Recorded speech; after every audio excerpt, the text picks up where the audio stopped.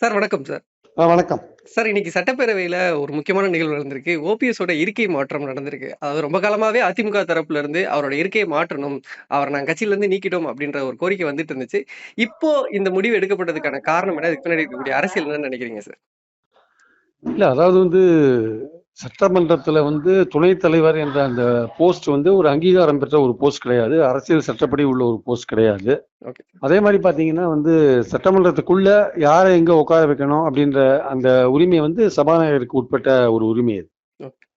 So அப்படி இருக்கும்போது அந்த விஷயத்த சொல்லி தான் சபாநாயகர் என்ன சொல்லியிருந்தாரு, "அது என்னோட உரிமை சம்பந்தப்பட்ட விஷயம். யார எங்க உட்கார வைக்கணும்னு எனக்கு தெரியும்" அப்படின்னு சொல்லிட்டு தான் ஏற்கனவே 2021 எலெக்ஷன் முடிஞ்ச பிறகு அவங்க ஓபிஎஸ் எதிர்க்கட்சி தலைவராகவும் இவர் துணைத் தலைவராகவும் வந்தாங்க. லெட்டர் கொடுத்தாங்க. அது மாதிரி உட்கார வச்சார். அப்புறம் ஜூலை 11 2022 அந்த பொதுக்குழு நடந்த பிறகு ஓபிஎஸ் கட்சியை விட்டு நீக்கின பிறகு ம். இவங்க ஒரு லெட்டர் கொடுக்குறாங்க. துணைத் தலைவர்லாம் தேர்ந்தெடுக்கிறாங்க. தேர்ந்தெடுத்து லெட்டர் கொடுக்குறாங்க. அதை சபாநாயகர் டிசிஷன் எடுக்க மாட்டேன்றாரு.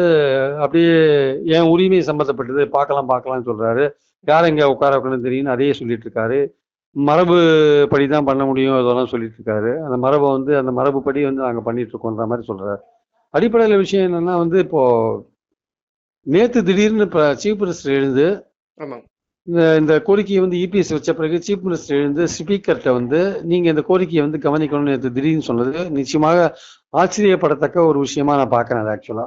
Okay sir. ஏன்னா இது நாள் வரையும் ஓபிஎஸ்க்கு அதே இருக்கையை கண்டினியூ பண்ணது அதிமுகவுடைய உட்கட்சி பாலிடிக்ஸ்ல இபிஎஸ்க்கும் ஓபிஎஸ்க்கும் இடையில நடக்கிற பாலிடிக்ஸ்ல திமுக பிளே பண்ணுதோன்ற ஒரு எண்ணம் மக்கள்கிட்ட இருந்தது. ம். மக்கள்கிட்ட தொண்டர்கள்ட்ட அதிமுக தொண்டர்கள்ட்ட இருந்தது. பட் எவ்ரிபடி நோஸ் தட் கட்சி அவர் பின்னாடி தான் இருக்கு, இபிஎஸ் பின்னாடி தான் இருக்கு, ஓபிஎஸ் பின்னாடி கட்சி இல்லைன்னு எல்லாருக்குமே தெரியும். அதை கோர்ட்டும் ஒத்துண்டுது, எலெக்ஷன் கமிஷனும் திம்பல் கொடுத்தது. ஓபிஎஸ் வேஷ்டி கூட கட்டக்கூடாது, ஈவன் கொடியெல்லாம் கூட கட்டிக்கூடாதுன்னா கோர்ட்டு உத்தரவு போட்டிருக்கு. ஆமா. அப்படிதான் இருக்கும்போது கட்சி இபிஎஸ் கையில தான் இருக்குன்னு தெரியும். அது ஸ்பீக்கருக்கும் நல்லாவே தெரியும். ஓகே. அப்படி நல்லாவே தெரிஞ்ச ஒரு விஷயத்த டிசிஷன் எடுக்காம அந்த அதிமுக உட்கட்சி பாலிடிக்ஸ்ல நீங்க பிளே பண்ணிருந்தீங்க நீங்க ஆக்சுவலா. ஓகே. இப்போ நேத்து திடீர்னு இவர் எழுந்து சீஃப் மினிஸ்டர் கவனிக்கணும்னு சொன்ன உடனே இது நாள் வரையும் நீங்க எடுத்த ஸ்டாண்ட் என்ன? எனக்கு தெரியும் என்னோட உரிமையை சம்பந்தப்பட்டது யாரை எங்க உட்காரக்கணும்னு தெரியும். நேத்து சீஃப் மினிஸ்டர் வழக்கமா சீஃப் மினிஸ்டரோ அவை முன்னோரோ எதுக்கு ரெக்கமெண்ட் பண்ணுவாங்கன்னா ஸ்பீக்கர்கிட்ட ஒரு விஷயத்த சபை குறிப்பிலிருந்து நீக்கிறதுக்கு அல்லது மறுபடியும் சேர்க்கறதுக்கு அல்லது ஒருத்தரை சஸ்பெண்ட் பண்ண அவரை ரத்து பண்றதுக்கு அந்த மாதிரி விஷயங்கள்ல எழுந்து ஸ்பீக்கரை ரிக்வஸ்ட் பண்ணுவாங்க. ஆமா. இது இன்னொருத்தர் சீட் சம்பந்தப்பட்ட விஷயத்துல சீஃப் மினிஸ்டர் எழுந்து சொன்னது ஆச்சரியமான ஒரு விஷயமா நான் பாக்குறேன். ஓகே. அது சொன்னது மட்டும் இல்லாம சொன்னதை உடனே கேட்டு அடுத்த நாளே அதை பண்ணணும் என்ற கட்டாயம் ஸ்பீக்கருக்கு. அப்போ இது நாள் வரையும் நீங்க எடுத்த ஸ்டாண்டு தப்பா?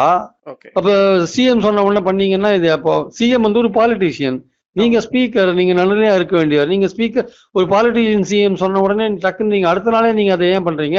இந்த கூட்டத்தொடர் முடிஞ்சு நீங்க அடுத்த கூட்டத்தொடரில் கூட அதை பண்ணலாமே. நீங்க நான் கன்சிடர் பண்ணி யோசிச்சு பார்த்தேன்.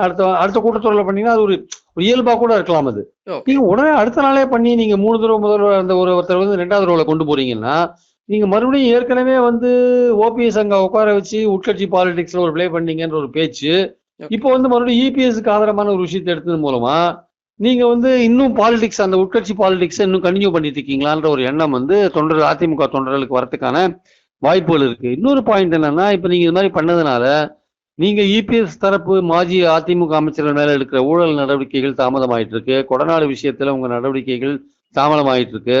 ஸோ இந்த மாதிரிலாம் தாமதம் ஆயிட்டு இருக்கிறதுனால நீங்க ஓபிஎஸ் தரப்புல இருந்து இப்போ ஒரு விஷயம் வைக்கப்படும். நீங்க திமுக இபிஎஸ் திமுகவோட நெருங்கி போயிட்டாரு. அதனாலதான் அவருக்கு இந்த மாதிரியான இட விஷயங்கள் எல்லாம் உடனே இப்ப முடிவெடுக்கிறாங்க அப்படின்ற ஒரு விமர்சனம் ஓபிஎஸ் தரப்புல இருந்து வைக்கப்படும். அது முதல்வர் ஸ்டாண்ட் ஒரு ஸ்பீக்கர் ஒரு ஸ்டாண்ட் எடுத்தாரு. அந்த ஸ்டாண்ட்ல அவர் தெளிவா இல்ல. முதல்வர் சொன்னது ஆச்சரியமான விஷயம். அந்த முதல்வர் சொன்னதுக்கு உடனே எடுத்தது இன்னும் அதிமுக பாலிடிக்ஸ்ல திமுக தன்னுடைய விளையாட்டை காமிச்சிட்டு இருக்குன்ற மாதிரியா தான் நான் பாக்குறேன். அதே சமயம் ஆளுநர் நடந்து கொண்ட முறையை பற்றி எடப்பாடிட்ட முந்தானத்து கேட்டபோது அவர் என்ன சொன்னாருன்னா, இது அரசு மற்றும் ஆளுநர் சம்பந்தப்பட்ட விஷயம். ஆளுநரையும் ஒன்றும் சொல்லல, அரசையும் ஒன்றும் சொல்லலன்னு ரொம்ப சாஃப்டா பிளே பண்ணிட்டு போனாரு. அதோட விளைவோ என்னவோ தெரியல. முதல்வர் நேற்று எழுந்து இது மாதிரி இதுக்கு நீங்க கன்சிடர் பண்ணுங்கன்னு சொன்னாரான்னு தெரியாது. ஏன்னா கவர்மெண்ட்டையும் விமர்சிக்கல, ஆளுநரும் விமர்சிக்கல. ஒரு எதிர்கட்சி தலைவர் பட்டும் படாம தொட்டும் தொடாம போனார் அப்படின்ற போது சரி இந்த கன்செஷன் அவருக்கு பண்ணலான்னு சீஃப் மினிஸ்டர் நினைச்சிட்டாரோன்னு தெரியாது. ஆனால் இது மொத்தத்துல இபிஎஸ்க்கு ஒரு அதிமுக தொண்டர்கள் மத்தியில நீங்க திமுகவோட நெருங்கி போறீங்களோன்ற ஒரு எண்ணத்தை தோற்றுவிக்கும். அதே சமயம் திமுக தன்னுடைய ஓபிஎஸ் இபிஎஸ் பாலிடிக்ஸா தொடர்ந்து தன்னுடைய விளையாட்டை காமிச்சிட்டு இருக்கின்ற ஒரு எண்ணத்தை தொடர்ந்து தக்க வைக்கும் என்பது என்னுடைய கருத்து. நன்றி சார். நன்றி சார். கலந்துக்கிட்டு உங்க தேங்க்யூ கருத்துக்களை பேசினது. Thank you thank you sir. Thank you. Thank you.